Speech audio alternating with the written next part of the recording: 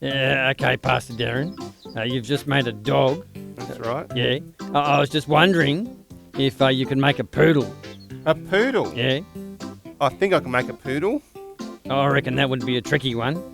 A bit trickier than the dog, but Yeah. it uses the 4-bubble twist I taught earlier. So we're going to inflate the balloon. Go halfway up. And tie it off. Yeah. And let's try and make the poodle. That'll be good. So the poodle needs a head. Yeah. And now I'm going to do a 3-bubble twist. A 3-bubble twist. 1 bubble, So this is a red poodle. a red poodle, that's right. So it's been dyed. You're right, Arnie. Yeah. 3 bubbles. Twist bubbles 1 and 3 together Right. 1 and 3. as a lock twist.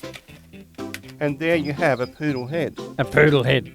That's right. Right. And so now it needs a body. Now the body, a Yeah. neck. 1 bubble for the neck. Mhm. And then a longer bubble for the foot. And then a little, we call it a paw. Yeah. Paw. Another paw. Yeah. Another leg. That's a 4-bubble twist. See, 1, 2, 3, 4. And lock bubbles 1 and 4 together. Mhm. There's the front legs. Front legs. Leave a body. And now we're doing the body. The same again. 4-bubble twist. 1 Right. bubble. Small bubble.